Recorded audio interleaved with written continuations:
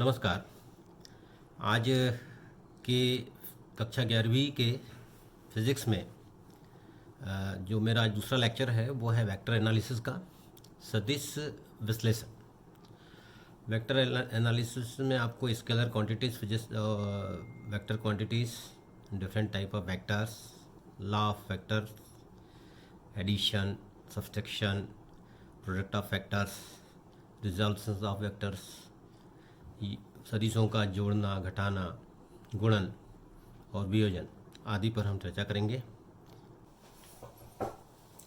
Now we start vector analysis. Physics में जो भी फिजिकल क्वांटिटीज़ होती हैं उसमें हम जब उनका यूज़ करते हैं तो हमें उनकी डायरेक्शंस, उनके मैग्नीट्यूड पर चर्चा करनी होती है। कुछ क्वांटिटीज़ ऐसी होती हैं जिनके मैग्नीट्यूड का पता होने से हम उसका उपयोग कर सकते हैं, समझ सकते हैं। फॉर एग्ज़ाम्पल मास, अगर हम कहें कि किसी वस्तु का मास 5 kg है तो ये वेल डिफाइंड है, समझ में आ जाता है कि ये उसका मास है। लेकिन अगर मान लीजिए कोई दूसरी क्वांटिटी लेते हैं, जस्ट लाइक फोर्स, हम कहें कि किसी बॉडी पर 5 न्यूटन का फोर्स लग रहा है, तो 5 न्यूटन का फोर्स जो होगा वो अलग अलग डायरेक्शन में अलग अलग इफेक्ट देता है। इसलिए फोर्स के साथ मैग्नीट्यूड और डायरेक्शन भी ज़रूरी होती है। तो इसलिए फिजिक्स में फिजिकल क्वांटिटीज़ को, भौतिक राशियों को दो पार्ट में डिवाइड किया गया है। एक स्केलर क्वांटिटी है और दूसरी वेक्टर क्वांटिटी। स्केलर, अब आप देखते हैं स्केलर क्वांटिटी क्या है। Those physical quantities which possess the magnitude only but have no direction are called scalar quantity. इसमें केवल मैग्नीट्यूड होता है, डायरेक्शन नहीं होती। तो जैसे मास बताया, length, volume, density, time, temperature, work, energy, electric current, charge, resistance, potential, specific heat are a scalar quantity are called scalars. अब स्केलर क्वांटिटी जो होती हैं वो लॉस ऑफ एल्जेब्रा फॉलो करती है। बीजगणित के नियम जो होते हैं एल्जेब्रा के, वो उस पर लगते हैं। Second, scalar quantities can be resolve into component, can not be resolve into components. इनको हम कंपोनेंट में तोड़ नहीं सकते, उनको डिवाइड नहीं कर सकते।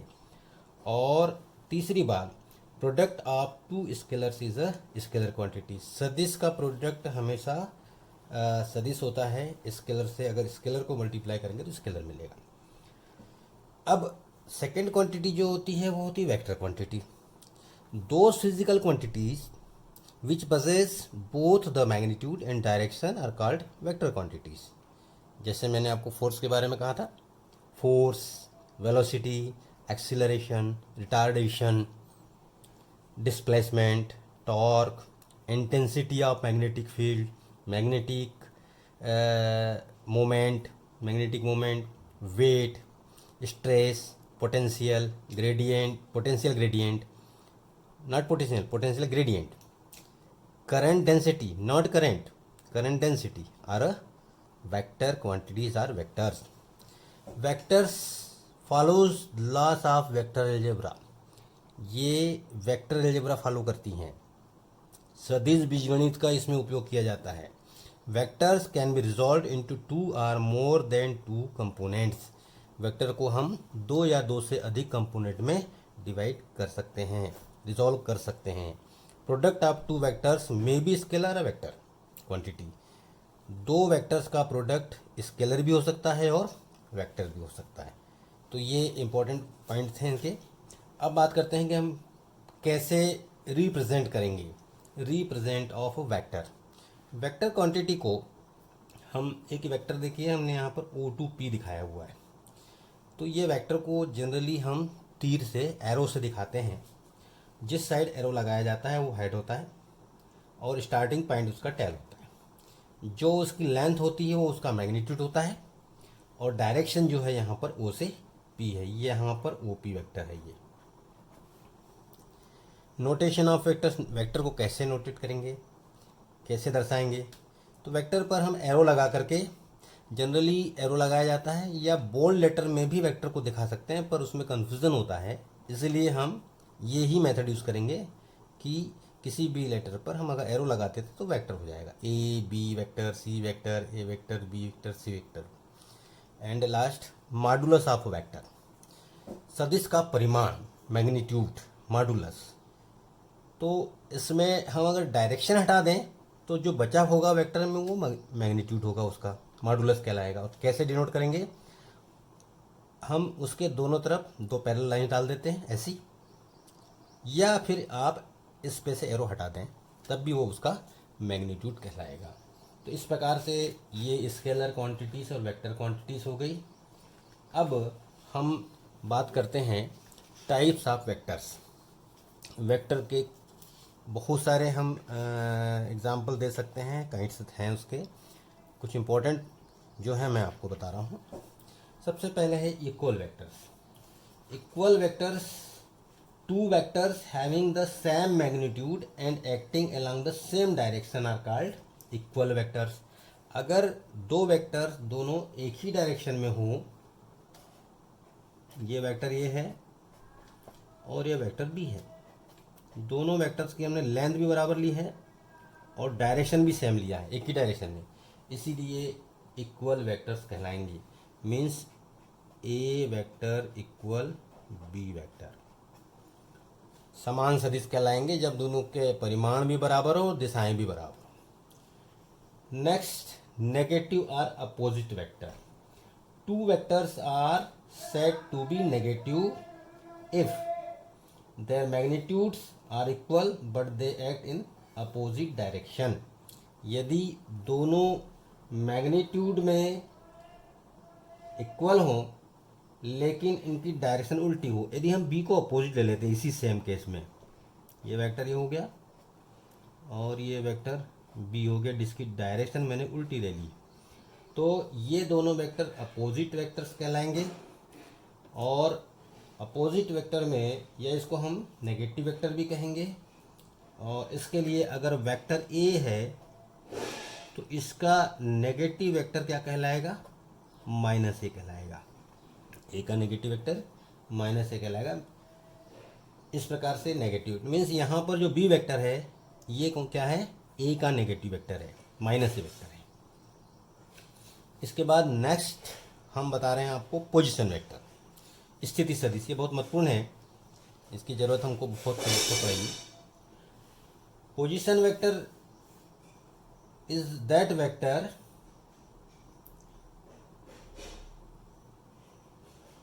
जो किसी पॉइंट की पोजीशन शो करता है। तो इसके लिए हम कोऑर्डिनेट्स ले लेते हैं एक्स वाई जेड। किसी पॉइंट की पोजीशन को दिखाने वाला जो वेक्टर होगा वो एक्चुअल में पोजीशन वेक्टर कहलाएगा। Vector is called position vector which gives the position of a particle with respect to origin. Origin ये हो गया at the given instant of time, किसी भी टाइम पर। मान लीजिए हम चाहते हैं कि इस पी पॉइंट पर कोई पार्टिकल रखा हुआ है, उसकी पोजीशन वेक्टर कैसे बनेगा, हम ये एक्स वाई जेड कोऑर्डिनेट से देख लीजिए, और वो हो गया ओरिजिन। ओरिजिन से यदि हम इसको मिला दें उस टाइम पर तो दैट इज ओपी, ये इसका पोजीशन वेक्टर कहलाएगा। मीन्स इसको स्मॉल आर से दिखा सकते हैं आप, small r vector is OP vector, position vector. मतलब जो भी पोजीशन वेक्टर होगा स्टार्ट कहाँ से होगा, ओ से हो। अब इसी से रिलेटेड है डिस्प्लेसमेंट वेक्टर। डिस्प्लेसमेंट वेक्टर क्या होता है कि इसमें कोई पार्टिकल का डिस्प्लेसमेंट कितना हुआ ये बताने के लिए। The vector which gives the displacement of moving particle in a given time interval is known as displacement vector. दिए गए समय में कोई पार्टिकल कितना मूव कर गया ये दिखाने के लिए आपको डिस्प्लेसमेंट वेक्टर लेना पड़ेगा। फिर से देखिए एक्स वाई जेड, मान लीजिए कोई पार्टिकल पहले जो पॉइंट पी पर था, तो पी अगर हम ओ से पी को मिला दें तो क्या कहलाएगा, ये पी का पोजीशन वेक्टर कहलाएगा ओपी। और स्मॉल टी टाइम में वो मान लीजिए पी डैश पर पहुंच जाता है, पी से कहाँ पहुंच गया वो, पी डैश पर, तो ओ पी डैश भी एक वेक्टर होगा। अब ये दोनों वेक्टर्स को देखिए, यहाँ पर पी से पी डैश जो है वो कहलाएगा डिस्प्लेसमेंट वेक्टर कहलाएगा। डिस्प्लेसमेंट वेक्टर को हम पी से पी डैश बोलेंगे, ठीक है। और एक्चुअल में ये जो होता है, ये बाद वाले का जो पोजीशन वेक्टर होता है, मतलब पी डैश का पोजीशन वेक्टर, इसमें वेक्टर लगाना जरूरी है, में से यदि मान लीजिए हम पहले वाले पोजीशन का वेक्टर घटा दें, माइनस कर दें, तो वो डिस्प्लेसमेंट वेक्टर कहलाएगा।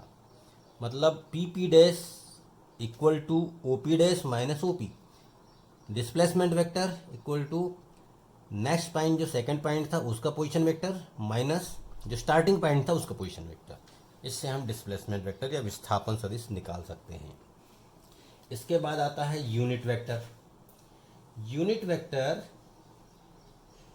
A vector having unit magnitude is called unit vector. ऐसा सदिश जिसका परिमाण एक हो, यूनिट हो, ऐसे वेक्टर को हम यूनिट वेक्टर कहते हैं। और यूनिट वेक्टर को ए अगर वेक्टर है, उसका यूनिट वेक्टर लेना है तो उसको ए पर कैप लगाएंगे, क्या कहा जाएगा, A cap. Vector A cap इस वेक्टर से ए कैप, और इसको ए कैरेट भी कह सकते हैं। ये यूनिट वेक्टर कैसे निकलेगा, ए कैप इक्वल टू होगा वेक्टर ए अपान ए। देखिए इसमें मैग्नीट्यूड भी ए है, नीचे मैग्नीट्यूड ही है, ऊपर केवल डायरेक्शन है, ऊपर डायरेक्शन है और मैग्नीट्यूड है, नीचे केवल मैग्नीट्यूड है। ए से अगर हम कैंसिल कर दें तो मैग्नीट्यूड कितना आ जाना चाहिए, 1 आएगा, और डायरेक्शन क्या होगी, ये बची रहेगी।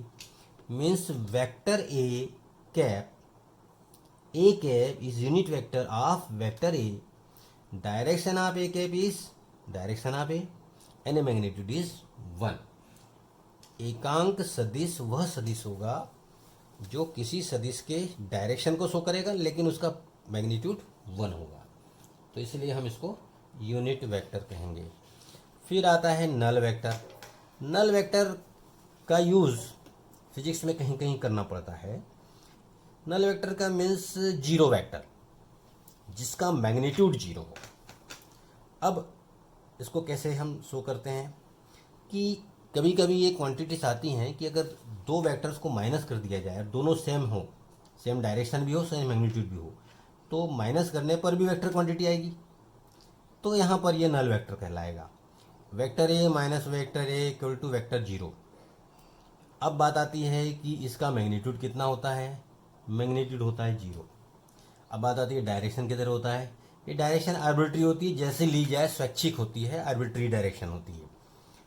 अब इसको डिनोट करने के लिए कुछ एग्जांपल्स हैं। वेक्टर ए क्या कहलाएगा, नल वेक्टर कहलाएगा, 0 वेक्टर कहलाएगा। वेक्टर बी स्टार्टिंग पॉइंट भी उसका ए है और एंड पॉइंट भी उसका ए है, तो इसलिए स्टार्टिंग पॉइंट और एंड पॉइंट अगर दोनों के सेम होंगे तो वो वेक्टर नल वेक्टर कहलाएंगे।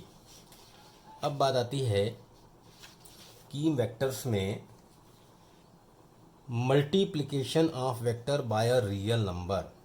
किसी वेक्टर को यदि कोई रियल नंबर से मल्टीप्लाई कर दें तो क्या होगा। मान लीजिए एक एग्जांपल है, ये वेक्टर ए है, इसको यदि हम 2 से मल्टीप्लाई कर दिए तो 2a वेक्टर होगा, डायरेक्शन एक ही होगी और जो इसकी लेंथ होगी, इसका जो मैग्नीट्यूड होगा वो डबल होगा ए से, तो ये मल्टीप्लाई हो गया रियल नंबर से। अगर 3 से मल्टीप्लाई कर देंगे तो डायरेक्शन वही रहेगी, 3 टाइम्स हो जाएगा। -2 से मल्टीप्लाई कर देंगे तो डायरेक्शन अपोजिट हो जाएगी, नेगेटिव वेक्टर बन जाएगा, मैग्नीट्यूड हो जाएगा -2 मल्टीप्लाई हो जाएगा, इसलिए -2a ये एक नया वेक्टर हो जाएगा।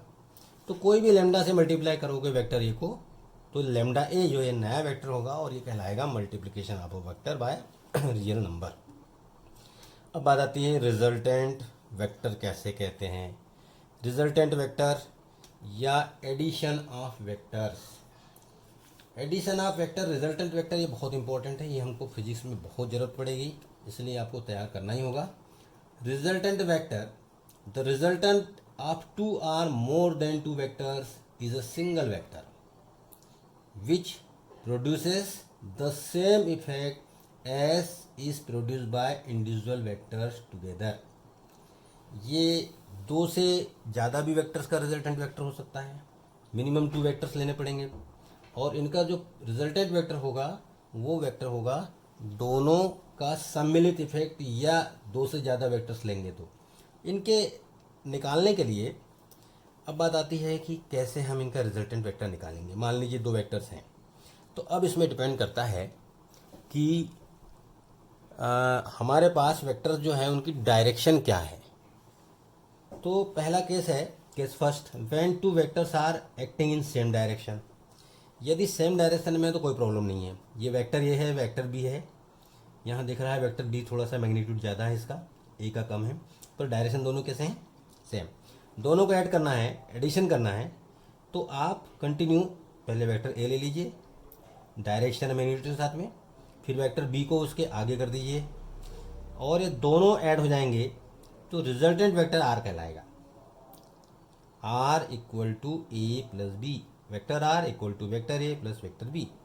और इनका मैग्नीट्यूड लेना है तो आपको मॉडुलस लेना है, तो R equal to A plus B.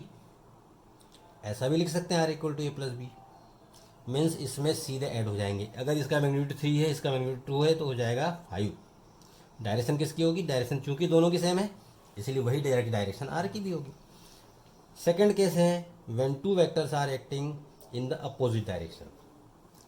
ऊपर वाले केस में अगर डायरेक्शन बी की उल्टी ले ली जाए, तो अब आप क्या करेंगे, इसमें से पहले आपको डिसाइड करना है कि दोनों में से मैग्नीट्यूड किसका ज़्यादा है। यहाँ पर हमने A is greater than B लिया हुआ है, मीन्स मैग्नीट्यूड ए का बड़ा है, तो ए को लेंगे और उसका जो यहाँ पर हेड होगा उससे हम बी को लेंगे और बी को अपोजिट डायरेक्शन में लेंगे क्योंकि ये डायरेक्शन उल्टी है। अब इसमें से ये प्लस होने की जगह माइनस हो जाएगा, और रिजल्टेंट वेक्टर अब जो रिमेनिंग बचा रहेगा वो हो जाएगा रिजल्टेंट वेक्टर ये आर। डायरेक्शन उसकी होगी जिसका मैग्नीट्यूड ज़्यादा होगा, जो वेक्टर बड़ा होगा, तो ये आर रिजल्टेंट वेक्टर कहलाएगा, और R equal to A minus B हो जाएगा। अब third case, case third, two or more vectors are incline at certain angle. यदि मान लीजिए 2 वेक्टर्स किसी एंगल पर हो, अब आप अभी तक आपने लिए थे एक ही डायरेक्शन, सेम डायरेक्शन थी, यदि ये एंगल हो, इंक्लाइन हो, किसी एंगल पर, थीटा एंगल पर हो, तो आपको कुछ लॉस यूज़ करने पड़ते हैं।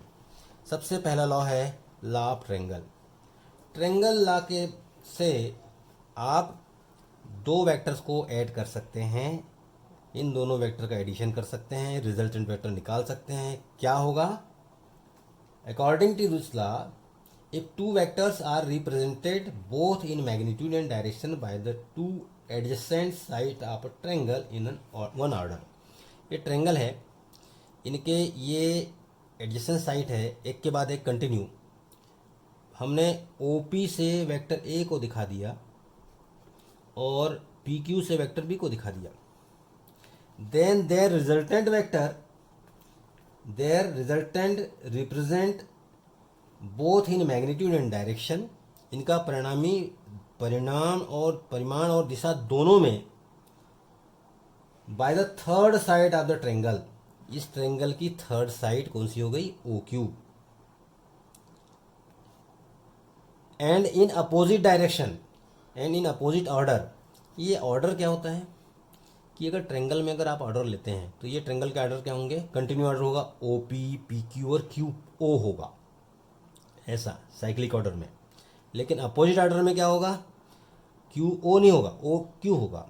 दैट इज थर्ड साइड जो होगी ट्रायंगल की वो रिजल्टेंट वेक्टर को दिखाएगी, लेकिन अपोजिट ऑर्डर में दिखाएगी, मतलब OQ दिखाएगी, न कि QO। तो OQ equal to OP plus PQ, vector R equal to vector A plus vector B। ये है ट्रायंगुलर लॉ। सेकेंड लॉ होता है इसका law of parallelogram, parallelogram law of vector addition. इसमें क्या कहा गया है देखिए, समांतर चतुर्भुज नियम कहते हैं इसको हम। इसमें दो वेक्टर्स लिए आपने, ये थीटा एंगल पर है। If two vectors are represented both in magnitude and direction, देखिए दोनों वेक्टर्स को मैग्नीट्यूड और डायरेक्शन से by the adjacent side of a parallelogram, ये पैरेललोग्राम बनाया मैंने यहाँ पर ओ पी क्यू एस। इसकी दो एडजेसेंट साइड जो संलग्न भुजाएं कहलाती है, ये ओ पी होगी और ओ एस होगी जो जुड़ी हुई है। तो इस एक को ए से दिखा दिया, एक को बी से दिखा दिया। O P equal to vector A, O S equal to vector B, ठीक है।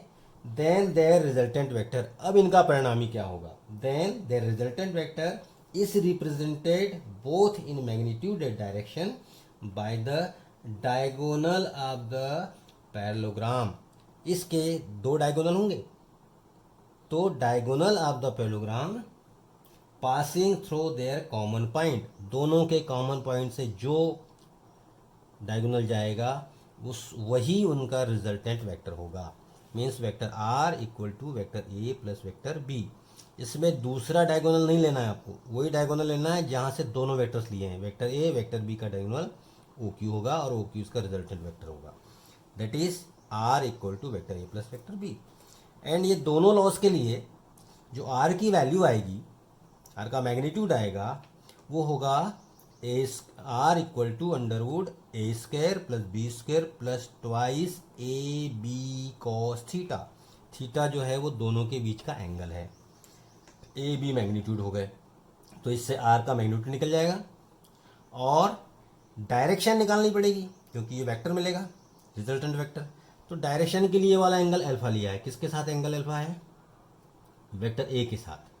अगर वेक्टर ए के साथ एंगल अल्फा है तो इस समय टेन अल्फा का फार्मूला होगा B sign theta, theta angle दोनों के बीच में, बी का मैग्नीट्यूड पहले लिया हमने, b sign theta upon a plus b cos theta.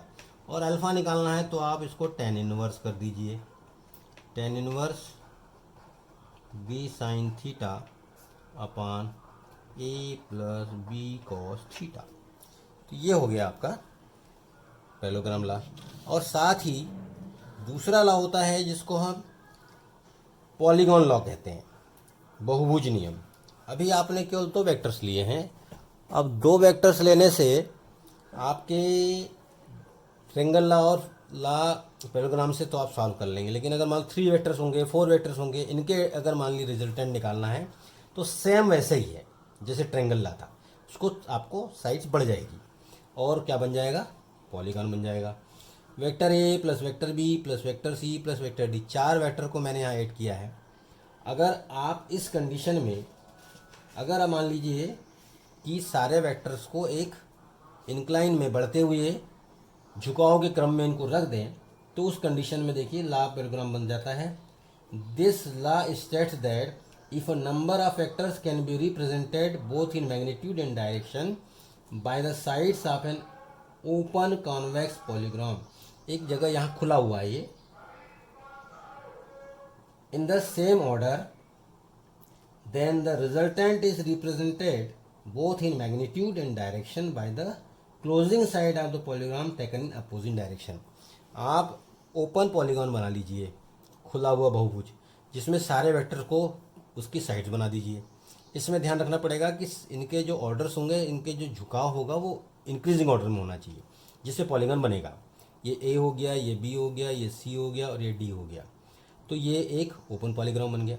इसका जो साइड लास्ट होगा, ये अगर हम ओ लें, इसको पी क्यू आर एस लें, तो यहाँ पर ओ एस अपोजिट ऑर्डर में कहलाएगा, क्योंकि ये सारे एक साइक्लिक ऑर्डर हो गए। एक्चुअल में एसओ आना था लेकिन हमने उसको ओ एस लिया, तो ओ एस यहाँ पर जो होगा वो होगा रिजल्टेंट वेक्टर। और O S equal to vector R equal to vector A plus vector B plus vector C plus vector D. This is polygon law, इससे हम निकाल सकते हैं। अब बात आती है कि हम अगर मान लीजिए एडिशन करते हैं तो सब्सट्रैक्शन भी कर सकते हैं, घटा भी सकते हैं। तो वेक्टर्स को कैसे माइनस करेंगे, कैसे घटाएंगे, कैसे सब्सट्रैक्ट करेंगे, तो सब्सट्रैक्शन जो है वो vector A minus vector B, actual में वेक्टर बी को अपोजिट ले लीजिए आप, तो a minus B equal to A plus minus B हो जाएगा, दैट इज b का नेगेटिव वेक्टर। कैसे लेते हैं b का नेगेटिव? मैग्नीट्यूड सेम रहेगा, डायरेक्शन उल्टी रहेगी, अपोजिट रहेगी। और फिर आप ट्रायंगल लॉ लगा दीजिए। ट्रायंगल लॉ में क्या होता है, फर्स्ट वेक्टर इसके हेड पर सेकंड वेक्टर का टेल रख दीजिए, और अपोजिट ऑर्डर में ये हो जाएगा vector R. Vector R equal to vector A plus vector minus B, that is vector A minus B. तो सब्सट्रैक्शन एक्चुअल में एडिशन ही है नेगेटिव वेक्टर के साथ। अब बात आती है नेक्स्ट, प्रोडक्ट ऑफ वेक्टर्स। अभी तक हमने एडिशन पढ़ा, सब्सट्रैक्शन पढ़ा, अब हम पढ़ना चाह रहे हैं प्रोडक्ट। दो वेक्टर के प्रोडक्ट, हमने पहले ही बताया था कि वेक्टर के प्रोडक्ट जो होते हैं, स्केलर का प्रोडक्ट तो हमेशा स्केलर होता है, लेकिन वेक्टर के प्रोडक्ट स्केलर भी हो सकता है और वेक्टर भी हो सकता है। तो हम पहले पढ़ने जा रहे हैं स्केलर प्रोडक्ट। स्केलर प्रोडक्ट का मतलब होता है, इसको हम डॉट से शो करते हैं, डॉट पॉइंट लगा करके। और स्केलर प्रोडक्ट का मतलब होता है कि दो वेक्टर यदि प्रोडक्ट में आए और उससे हमको स्केलर क्वांटिटी मिले तो हम उसको स्केलर प्रोडक्ट कहेंगे। एक दो वेक्टर्स हैं ए और बी, ये दोनों वेक्टर्स में दोनों के बीच एंगल थीटा है, तो इसके स्केलर प्रोडक्ट को कैसे शो करेंगे, a dot B equal to a B cos theta. Means a का मैग्नीट्यूड, बी का मैग्नीट्यूड और इन दोनों के एंगल का कोसाइन, इनको सबको मल्टीप्लाई कर दिया जाए तो ए डॉट बी या स्केलर प्रोडक्ट या डॉट प्रोडक्ट मिल जाता है। इसकी ज्योमेट्रिकल मीनिंग क्या है, एक्चुअल में इससे क्या है, हम इस फिगर को इस तरीके से बना सकते हैं। ये वेक्टर ए हो गया, ये वेक्टर बी हो गया। वेक्टर बी से हम परपेंडिकुलर लेते हैं वेक्टर ए पर, तो ये बी का कंपोनेंट कहलाएगा बी कॉस थीटा यहाँ तक। किसकी डायरेक्शन में, ए की डायरेक्शन में। तो हम लिख सकते हैं A dot B equal to A multiplied by B cos theta. ये बी कॉस थीटा है ना, बी कॉस थीटा जो है component of B along vector A.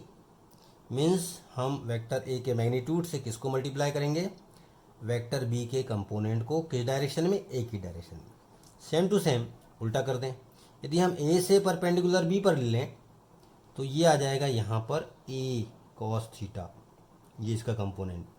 B की डायरेक्शन में कंपोनेंट ए कॉस थीटा होगा, तो बी से किसको मल्टीप्लाई कर दिया जाए, ए कॉस थीटा को। तो A dot B equal to B into A cos theta, means magnitude of B into component of A in the direction of B. इस प्रकार से ये हम ज्योमेट्रिकल मीनिंग इसकी समझ सकते हैं। अब बात आती है vector product, cross product of two given vectors. दो वेक्टर्स अगर दिए हुए हैं और उनके क्रॉस प्रोडक्ट निकालना है तो हम क्या करेंगे, उसका फॉर्मूला होगा a cross b equal to n cap a b sign theta. क्या क्या मल्टीप्लाई है देखिए, ए है मैग्नीट्यूड ऑफ ए, बी है मैग्नीट्यूड ऑफ बी, और साइन थीटा मीन्स दोनों के बीच का जो एंगल थीटा था, इनके बीच एंगल कितना था, थीटा एंगल था, इसका कोसाइन, सॉरी इसका साइन को मल्टीप्लाई कर दिया जाए। मीन्स यहाँ पर अगर हम इसको हटा दें तो वहाँ पर ए बी कॉस थीटा था, यहाँ पर ए बी साइन थीटा है। ए बी साइन थीटा की डायरेक्शन भी है, मतलब राइट साइड में कौन सी क्वांटिटी है, वेक्टर क्वांटिटी है।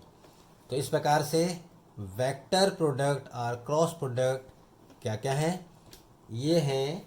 इसमें मल्टीप्लिकेशन किस किस का हुआ, वेक्टर प्रोडक्ट में जो है the magnitude of a vector product of two vectors is given by the product of modulus of two vectors A and B and the sine of the angle between them, और sine जो है उनके angle के बीच, उनके बीच के जो angle theta था उसका मल्टीप्लिकेशन।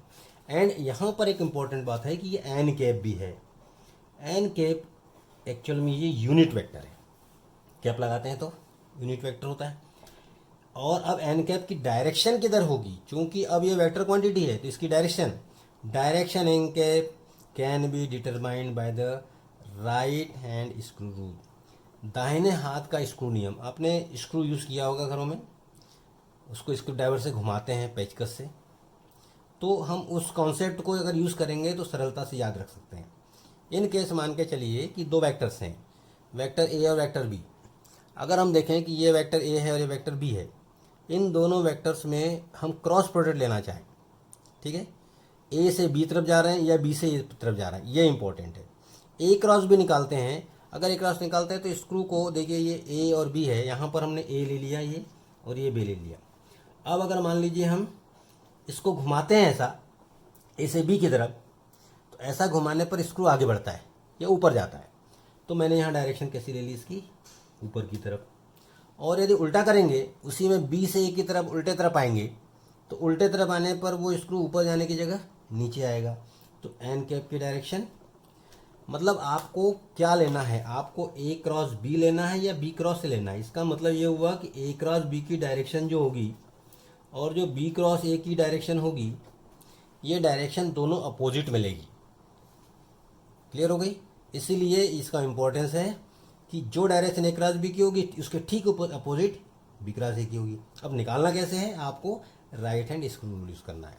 स्क्रू में रूल में स्क्रू को घुमाने के लिए जो आप स्क्रू ड्राइवर घुमाते हैं, पेचकस को घुमाते हैं, तो पहले एक वेक्टर लीजिए जो आपको दिया है, फिर आप दूसरे तरफ चलिए, दूसरा बी वेक्टर है, और उसको जब आप रोटेट करेंगे, घुमाएंगे, तो अब आप देखिए कि स्क्रू का जो नॉब होता है, नोक होता है, वो आगे जा रहा है कि पीछे जा रहा है। अगर आगे जा रहा है तो वेक्टर एन की डायरेक्शन एन के आगे की ओर होगा, और अगर पीछे आ रहा है तो उसकी डायरेक्शन पीछे की ओर होगी। तो इस प्रकार से हम इस वेक्टर प्रोडक्ट को, क्रॉस प्रोडक्ट को समझ सकते हैं और इसके एग्जांपल्स ले सकते हैं। इसमें यूनिट वेक्टर्स जनरली, थोड़ा सा इसमें मैं क्लियर कर दूं कि एक्स वाई और जेड डायरेक्शन में यूनिट वेक्टर को हम आई कैप, जे कैप और स्मॉल के कैप से शो करते हैं। तो हम इनमें ए डॉट बी और ए क्रॉस बी की वैल्यूज़ को हम निकाल सकते हैं, ठीक है। अगर हमको आई डॉट आई करना है तो इसमें केवल क्या होता है, ए बी कॉस थीटा होता है। इसका ए की जगह आई का मैग्नीट्यूड 1 आएगा, यूनिट वेक्टर इसलिए, बी का मैग्नीट्यूड भी 1 आएगा, और आई और आई किस डायरेक्शन में है, सेम डायरेक्शन में है, तो इनके बीच एंगल 0 होगा। तो कॉस की थीटा की वैल्यू कितनी रखी जाएगी, 0। जब आई आई लेंगे और आई जे लेंगे तो 90 आ जाएगा। तो 1 इंटू 1 इंटू कॉस 0 भी 1 होता है, इसलिए इसकी पूरी वैल्यू कितनी हो जाएगी, 1 हो जाएगी। लेकिन अगर आई क्रॉस आई लेंगे तो एन कैप आई 1, बी की वैल्यू भी 1, साइन, और इनके बीच में एंगल कितना होगा, 0। तो साइन 0 से सारा 0 हो जाएगा। मतलब आई क्रॉस आई डॉट आई की वैल्यू 1 होगी, लेकिन आई क्रॉस आई की वैल्यू कितनी होगी, 0 होगी। ऐसे ही हम जे के साथ निकाल सकते हैं, ऐसे ही के साथ निकाल सकते हैं। और आई डॉट जे क्या होगा, 1 1 ए बी कॉस 90 कितना होता है, 0। लेकिन आई क्रॉस क्या होगा, एन कैप 1 1 साइन 90, साइन 90 कितना, तो 1। तो कुल मिलाकर के ये एन कैप आ जाएगा। मतलब आई क्रॉस जे की वैल्यू जो होगी वो एन कैप के इक्वल होगी, मैग्नीट्यूड मतलब 1 होगा, और यूनिट वेक्टर होगा, डायरेक्शन होगी। अब आई और जे के परपेंडिकुलर ये होता है, ये हमने बताए थे, जो भी प्लेन बनेगा तो परपेंडिकुलर क्या होता है, के होता है। इसलिए I cross J equal to क्या होगा, के होगा। I dot J equal to 0 होता है, I cross J equal to K होता है। ऐसे ही सारे हम फॉर्मूलेस निकाल सकते हैं, और हम यूनिट वेक्टर के आधार पर आई जे के टर्म में भी हम क्रॉस प्रोडक्ट और डॉट प्रोडक्ट को समझ सकते हैं। बच्चों, आज मैंने आपको सदिश विश्लेषण वेक्टर एनालिसिस पर बहुत सारी जानकारी दी है, और इसके अंतर्गत आपको vector, scalar, different vectors, addition, subtraction, product of vectors और रिजल्यूशन ऑफ वेक्टर्स और एप्लीकेशंस आदि बताई हैं। कृपया इसकी अच्छे से तैयारी करें, और यदि कोई बात आपको समझ में ना आ रही हो तो मुझसे कांटेक्ट कर सकते हैं। Thank you.